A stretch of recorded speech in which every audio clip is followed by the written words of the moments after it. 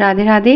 स्वागत है आप सबका आपके अपने चैनल निष्ठा कथा कहानी पर। आप हमारे चैनल पर श्री रामचरितमानस के पाठ सुन रहे हैं। ये पाठ हम आपको अध्याय रूप में और हिंदी में सुना रहे हैं। उम्मीद करती हूँ कि आज का अध्याय आप सभी को पसंद आएगा। वीडियो पसंद आने पर लाइक और शेयर करिएगा। साथ ही साथ अगर आप हमारे चैनल पर नए हैं और ऐसे ही वीडियोस देखना और सुनना पसंद करते हैं तो चैनल को सब्सक्राइब भी करिएगा। तो चलिए आज का अध्याय शुरू करते हैं।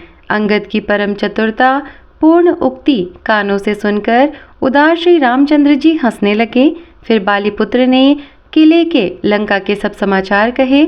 जब शत्रु के समाचार प्राप्त हो गए तब श्री रामचंद्र जी ने सब मंत्रियों को पास बुलाया और कहा, लंका के 4 बड़े विकट दरवाजे हैं, उन पर किसी तरह आक्रमण किया जाए, इस पर विचार करो। तब वानरराज सुग्रीव, ऋषपति जाम्बवान और विभीषण ने हृदय में सूर्यकुल के भूषण श्री रघुनाथ जी का स्मरण किया और विचार करके उन्होंने कर्तव्य निश्चित किया। वानरों की सेना के 4 दल बनाए और उनके लिए यथा योग्य जैसे चाहिए वैसे सेनापति नियुक्त किए। फिर सब युद्धपतियों को बुला लिया और प्रभु का प्रताप कहकर सबको समझाया, जिसे सुनकर वानर सिंह के समान गर्जना करके दौड़े। वे हर्षित होकर श्री राम जी के चरणों में सिर नवाते हैं और पर्वतों के शिखर ले लेकर सब वीर दौड़ते हैं। कौशलराज श्री रघुवीर जी की जय हो, ऐसे पुकारते हुए भालू और वानर गरजते और ललकारते हैं। लंका को अत्यंत श्रेष्ठ अजय किला जानते हुए भी वानर प्रभु श्री रामचंद्र जी के प्रताप से निडर होकर चले। चारों ओर से घिरी हुई बादलों की घटा की तरह लंका को चारों दिशाओं से घेरकर वे मुंह से ही डंके और भेरी बजाने लगे। महान बल की सीमा के वे वानर भालू सिंह के समान ऊंचे स्वर से श्री राम जी की जय, लक्ष्मण जी की जय, वानरराज सुग्रीव जी की जय ऐसी गर्जना करने लगे। लंका में बड़ा भारी कोलाहल कोहराम मच गया। अत्यंत अहंकारी रावण ने उसे सुनकर कहा, वानरों की डिठाई तो देखो। यह कहते हुए हंसकर उसने राक्षसों की सेना बुलाई। बंदर काल की प्रेरणा से चले आए हैं, मेरे राक्षस सभी भूखे हैं, विधाता ने इन्हें घर बैठे भोजन दे दिया है। ऐसा कहकर उस मूर्ख ने अट्टहास किया। वह बड़े जोर से ठहाका मारकर हंसा और बोला, हे वीरों, सब लोग चारों दिशाओं में जाओ और रीछ वानर सबको पकड़ पकड़ कर खाओ। शिव जी ने कहा, हे उमा, रावण को ऐसा अभिमान था कि जैसे टिटिहिरी पक्षी पैर ऊपर की ओर करके सोता है, मानो आकाश को थाम लेगा। आज्ञा मांगकर और हाथों में उत्तम भिंदीपाल, सांगी, बर्छी, तोमर, मुद्र, प्रचंड फरसे, शूल, दुधारी तलवार, परिख और पहाड़ों के टुकड़े लेकर राक्षस चले। जैसे मूर्ख मांसाहारी पक्षी लाल पत्थरों का समूह देखकर उस पर टूट पड़ते हैं, पत्थरों पर लगने से चोंच टूटने का दुख उन्हें नहीं सूझता, वैसे ही ये बेसमझ राक्षस दौड़े हैं। अनेकों प्रकार के अस्त्र शस्त्र और धनुष बाण धारण किए करोड़ों बलवान और रणधीर राक्षस वीर परकोटे के कंगुरों पर चढ़ गए। वे परकोटे के कंगुरों पर कैसे शोभित हो रहे हैं, मानो सुमेरु के शिखरों पर बादल बैठे हों। जुझाऊ ढोल और डंके आदि बज रहे हैं, जिनकी ध्वनि सुनकर योद्धाओं के मन में लड़ने का चाव होता है। अगणित नफीरी और भेरी बज रही है, जिन्हें सुनकर कायरों के हृदय में दरारें पड़ जाती हैं। उन्होंने जाकर अत्यंत विशाल शरीर वाले महान योद्धा वानर और भालुओं के ठट समूह देखा कि वे रीछ वानर दौड़ते हैं, औघट ऊंची नीची विकट घाटियों को कुछ नहीं गिनते, पकड़कर पहाड़ों को फोड़कर रास्ता बना लेते हैं। करोड़ों योद्धा कटकटाते और गरजते हैं, दांतों से होंठ काटते और खूब डपटते हैं। उधर रावण की और इधर श्री राम जी की दुहाई बोली जा रही है। जय जय जय की ध्वनि होते ही लड़ाई छिड़ गई। राक्षस पहाड़ों के ढेर शिखरों को फेंकते हैं, वानर कूदकर उन्हें पकड़ लेते हैं और वापस उन्हीं की ओर चलाते हैं। प्रचंड वानर और भालू पर्वतों के टुकड़े ले लेकर किले पर डालते हैं। वे झपटते हैं और राक्षसों के पैर पकड़कर उन्हें पृथ्वी पर पटककर भाग चलते हैं और फिर ललकारते हैं। बहुत ही चंचल और बड़े तेजस्वी वानर भालू बड़ी फुर्ती से उछलकर किले पर चढ़ कर गए और जहां तहां महलों में घुसकर श्री राम जी का यश गाने लगे। फिर एक एक राक्षस को पकड़कर वे वानर भाग चले। ऊपर आप और नीचे राक्षस योद्धा, इस प्रकार वे किले पर से धरती पर आ गिरते हैं। श्री राम जी के प्रताप से प्रबल वानरों के झुंड राक्षस योद्धाओं के समूह योद्धाओं को मसल रहे हैं। वानर फिर जहां तहां किले पर चढ़ गए और प्रताप में सूर्य के समान श्री रघुवीर की जय बोलने लगे। राक्षसों के झुंड वैसे ही भाग चले जैसे जोर की हवा चलने पर बादलों के समूह तितर बितर हो जाते हैं। लंका नगरी में बड़ा भारी हाहाकार मच गया। बालक, स्त्रियां और रोगी असमर्थता के कारण रोने लगे। सब मिलकर रावण को गालियां देने लगे कि राज्य करते हुए इसने मृत्यु को बुला लिया। रावण ने जब अपनी सेना का विचलित होना कानों से सुना, तब भागते हुए योद्धाओं को लौटाकर वह क्रोधित होकर बोला, मैं जिसे रण से पीठ देकर भागा हुआ अपने कानों से सुनूंगा, उसे स्वयं भयानक दुधारी तलवार से मारूंगा। मेरा सब कुछ खाया, भांति भांति के भोग किए और अब रणभूमि में प्राण प्यारे हो गए। रावण के उग्र और कठोर वचन सुनकर सब वीर डर गए और लज्जित होकर क्रोध करके युद्ध के लिए लौट चले।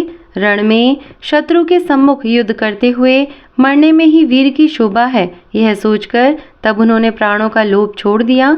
बहुत से अस्त्र शस्त्र धारण किए सब वीर ललकार ललकार कर भिड़ने लगे। उन्होंने परिधों और त्रिशूलों से मार मार कर सब रीछ वानरों को व्याकुल कर दिया। शिव जी कहते हैं, वानर भयातुर होकर डर के मारे घबराकर भागने लगे।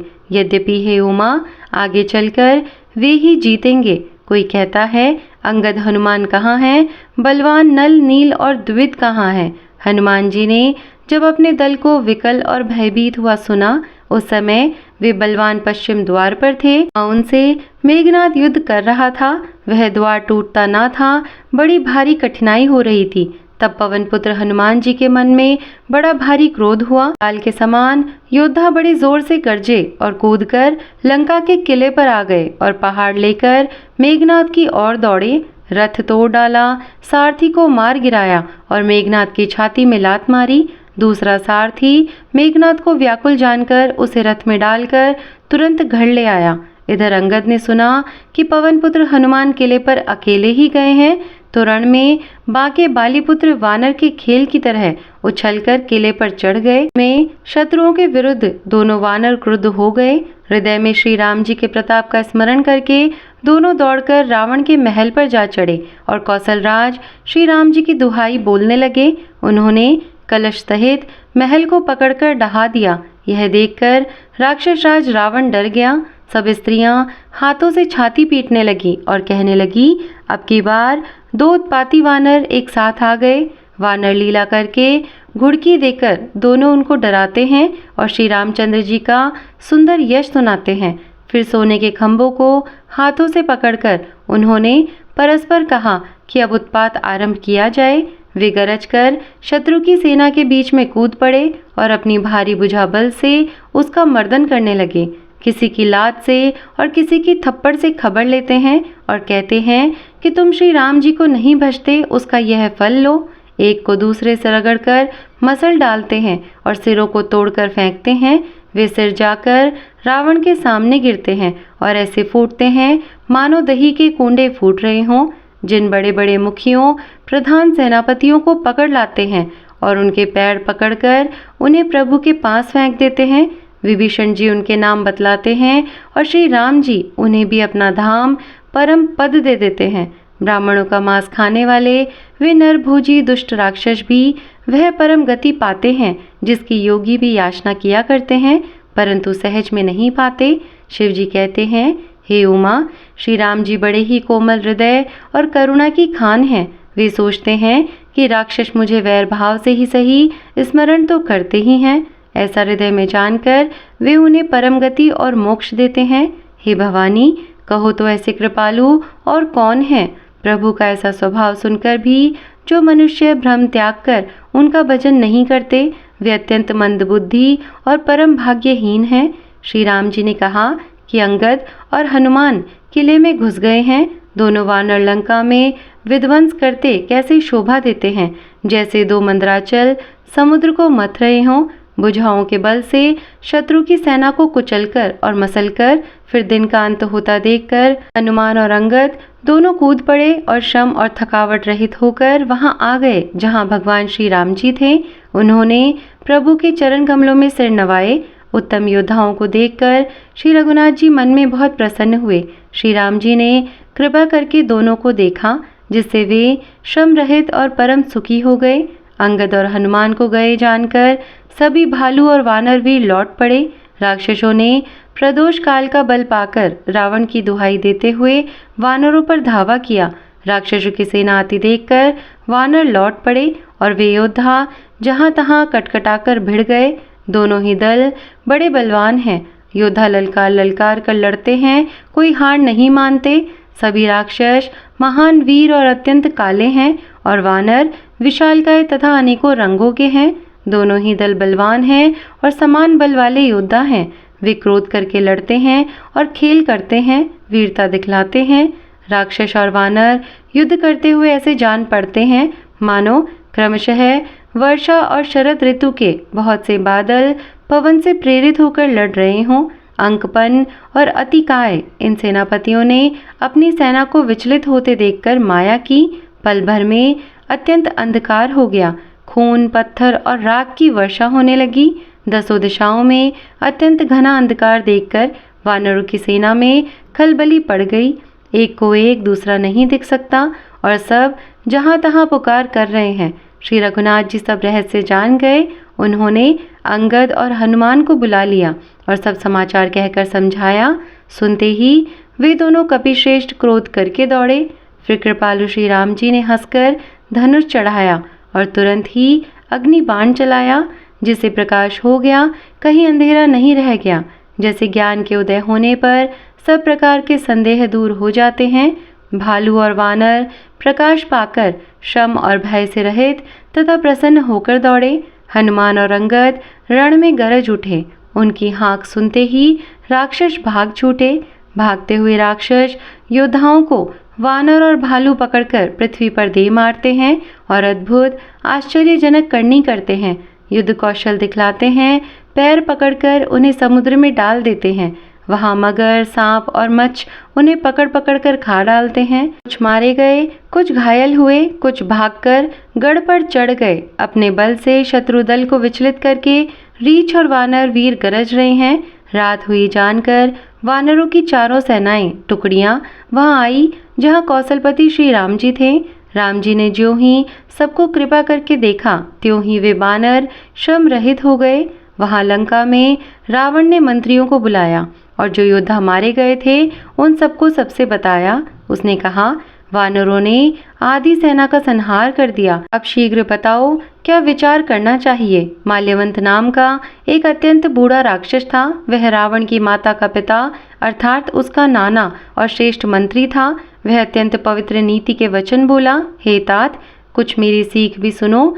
जब से तुम सीता को हरलाए हो तब से इतने अपशकुन हो रहे हैं कि जो वर्णन नहीं किए जा सकते। वेद पुराणों ने जिनका यश गाया है उन श्री राम से विमुख होकर किसी ने सुख नहीं पाया। भाई हिरण्यकशिपु सहित हिरण्याक्ष को और बलवान मधुकैटभ को जिन्होंने मारा था वे ही कृपा के समुद्र भगवान राम रूप में अवतरित हुए हैं, जो काल स्वरूप हैं। दुष्टों के समूह रूपी वन के भस्म करने वाले अग्नि हैं, गुणों के धाम और ज्ञान धन हैं। एवं शिव जी और ब्रह्मा जी भी जिनकी सेवा करते हैं उनसे वैर कैसा। अतः वैर छोड़कर उन्हें जानकी जी को दे दो और कृपा निधान परम स्नेही श्री राम जी का भजन करो। रावण को उनके वचन बाण के समान लगे। वह बोला, अरे अभागे, मुंह काला करके यहाँ से निकल जा। तू बूढ़ा हो गया, नहीं तो तुझे मार ही डालता। अब मेरी आंखों को अपना मुंह न दिखलाना। रावण के ये वचन सुनकर उसने माल्यवान ने अपने मन में ऐसा अनुमान किया कि इसे कृपा निधान श्री राम जी अब मारना ही चाहते हैं। वह रावण को दुर्वचन कहता हुआ उठकर चला गया। तब मेघनाद क्रोध पूर्वक बोला, सवेरे मेरी करामात देखना, मैं बहुत कुछ करूँगा। थोड़ा क्या कहूँ, जो कुछ वर्णन करूँगा थोड़ा ही होगा। इस प्रकार से आज का अध्याय यहीं पर समाप्त करते हैं। उम्मीद करती हूँ कि आज का ये अध्याय आप सभी को पसंद आया होगा। आज का वीडियो अच्छा लगा हो तो लाइक और शेयर करिएगा। साथ ही साथ यदि आप हमारे चैनल पर नए हैं और ऐसे वीडियोस देखना पसंद करते हैं तो चैनल को सब्सक्राइब भी करिएगा। मैं मिलती हूँ आपसे अगले अध्याय के साथ में। तब तक के लिए धन्यवाद। राधे राधे। जय श्री राम।